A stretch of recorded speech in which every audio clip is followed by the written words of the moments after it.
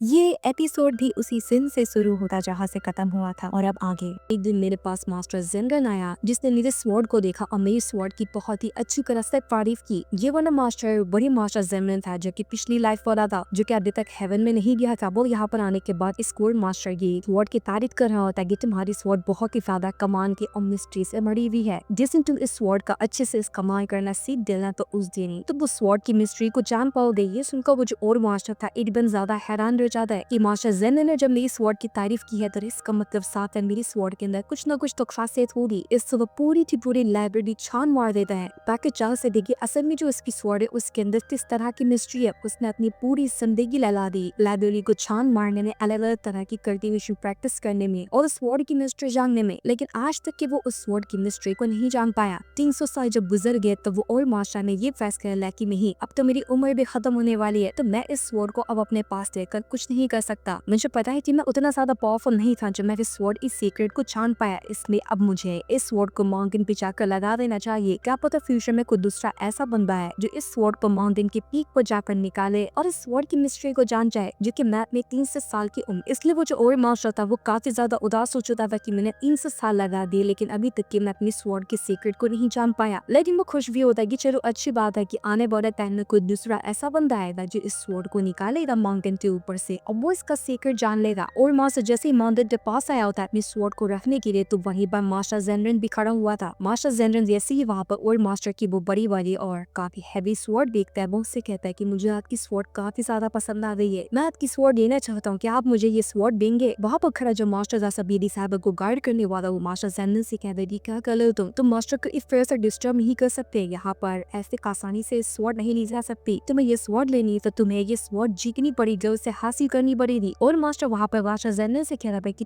तुम्हें मेरी स्वॉर्ड सच में पसंद आई? तुम्हें पता है इससे पहले एक बंदे ने मेरी तारीफ की थी स्वॉर्ड की, जो कि आज के दिन हेवन में जा चुका है और उसके बाद अगले तुम हो जिसने मेरी ये स्वॉर्ड की तारीफ की है। और मास्टर नहीं जानता था कि उसके सामने जो बंदा खड़ा है वही पिछली लाइफ में उसकी स्वॉर्ड की तारीफ करके गया था और उसी का रीइंकार्नेशन वाला वर्जन उसके सामने खड़ा हुआ है जो दोबारा से उसकी स्वॉर्ड की तारीफ कर रहा है। मास्टर जेनरल को तो पता था कि ये बंदा कौन है और हाँ मैंने इसी की स्वॉर्ड की तारीफ पिछली लाइफ में की थी, लेकिन मास्टर जेनरल के बाद उसकी पिछली लाइफ की सारी मेमोरी है, लेकिन उस और मास्टर को नहीं पता था कि मास्टर जेनरल वही इंसान है। और मास्टर वहाँ पर मास्टर जेनरल से कहता है कि देखो अगर तुम्हें मेरी स्वॉर्ड चाहिए ना तो तुम्हें इसे हासिल करना पड़ेगा। मैं चाह रहा हूँ इस स्वॉर्ड को इस पूरे की पूरे माउंटेन की सबसे टॉप पर लगाने के लिए अगर तुम्हारे अंदर काबिलियत है कि तुम उस टॉप तक की चढ़ाई करने के बाद मेरी स्वॉर्ड को हासिल कर सकते हो तो तुम उस स्वॉर्ड को ले लेना, क्योंकि आज मैं तो वैसे भी इस स्वॉर्ड को रिटर्न रखने के लिए चाह ही रहा हूँ। इसके बाद और मास्टर अपनी फ्लैम स्वॉर्ड पे खड़ा होता है और उसे लेकर माउंटेन के एकदम पीक पर जाना शुरू कर देता है। वहाँ पर आए सभी डिसाइपल उन मास्टर को ग्रीट कर देते और उन्हें कॉन्ग्रेचुलेशन कर देते कि उन्होंने अपनी जिंदगी निकाल दी इस स्वॉर्ड के साथ और वापस इसी स्वॉर्ड को वो रिटर्न रखने के लिए जा रहे हैं। उनके जाने के बाद वो मास्टर जिस सभी डिसाइपल को यहाँ पर लेकर आया हुआ था वो मास्टर जेनरल से कह रहा है देखो तुमने यहाँ पर ना और मास्टर की स्वॉर्ड की तारीफ की है तो अब तुम्हें यहाँ पर और मास्टर की स्वॉर्ड को निकालना होगा, वो भी माउंटेन की पीक के ऊपर जाकर, और तुम इस बात से इनकार कर भी नहीं सकते। अगर तुमने इस चीज से इनकार किया ना तो आने वाला जो कॉम्पिटिशन में है उसमें मैं तुम्हारा पार्टिसिपेट नहीं करूंगा। तुम उस स्वॉर्ड को निकालो उसके बाद ही आने वाले कॉम्पिटिशन में तुम पार्टिसिपेट कर सकते हो। इतना कहने के बाद वो मास्टर भी वहाँ से जा चुका था। उसके जाने के बाद मास्टर जेनरल कह रहा है कि यार चाहूँ तो मैं अब भी जाकर पीक पे जाऊँ और वहाँ से उस स्वॉर्ड को निकाल, लेकिन मुझे अस्तक लग रही है इसलिए मैं नहीं जा रहा, मैं जा रहा हूँ यहाँ से आराम करने के लिए। दूसरा डिसाइपल कहता है कि यार अरे तुम क्या कर रहे हो, तुमने अभी वादा किया ना कि तुम पीक पर जाओगे माउंटेन के और वहाँ से स्वॉर्ड को हासिल करोगे, तुम ऐसे रिटर्न नहीं जा सकते। तभी वहाँ पर शेनलॉ भी आने लगता है जो कि अपने पीक मास्टर के साथ आया हुआ था। उसका पीक मास्टर उसे खुद यहाँ पर लेकर आया था फ्लाइंग स्वॉर्ड की प्रैक्टिस करवाई है, क्योंकि शेनलॉ ने पहले ही माउंटेन को क्रॉस करके एक स्वॉर्ड को हासिल कर लिया है। तो पीक मास्टर शेनलॉ को यहाँ पर लाया होता है ताकि वो उसे सिखा से दे किस तरह से फ्लाइंग स्वॉर्ड के ऊपर खड़ा होना है। शेनलॉ जैसे मास्टर जेनरल को देखता है वो भागते हुए उसके पास आता है, उससे कहता है कि अरे वाह मास्टर जेनरल आप यहाँ पर हो, मैं आपके लिए कितना परेशान था, कितने दिनों बाद मैं आपको देख रहा हूँ। उसे देखकर वो बहुत सारा खुश हो चुका था, लेकिन शेनलॉ को जो पीक मास्टर था वो गुस्सा होता है कि आखिर ये बंदा कौन है जिसके पास से शेनलॉ ऐसे तलब कर भाग कर चला गया। दूसरा बंदा पीक मास्टर से कहता है कि आपको पता नहीं कि ये शेनलॉ का नाम माने क्या, असल में जो बंदा है ना उसका नाम मास्टर जेनरल है, उसी का गुलाम है शेनलॉ, इसलिए वो हर बात उसकी मानता है बिल्कुल एक नौकर की तरह। शेनलॉ का पीक मास्टर ये सुनकर एकदम शॉक में चला जाता है कि अरे फिर कैसे हो सकता है, ये शेनलॉ इतना टैलेंटेड बंदा और वो भी मेरा डिसाइपल होकर इफ यू लूजर जैसे बंदे का सर्वेंट है, नहीं मैं इस चीज को गवारा नहीं कर सकता। वो शेनलॉ को आवाज लगाते हुए कहता है कि तुम मेरे सामने मुझे छोड़ के किसी और के पास कैसे जा सकते हो, तुमने ये करके ना सही नहीं किया तो इसके जल्दी रिटर्न आओ, मैं यहाँ पर तुम्हें पनिशमेंट दूंगा। और इसी सीन के साथ ये एनिमे खत्म होता है। उम्मीद करता हूँ कि मेरी एक्सप्लेनेशन पसंद आया तो लाइक और सब्सक्राइब कर देना। तो मिलते हैं अगले एपिसोड में, तब तक के लिए बाय। Thank for watching.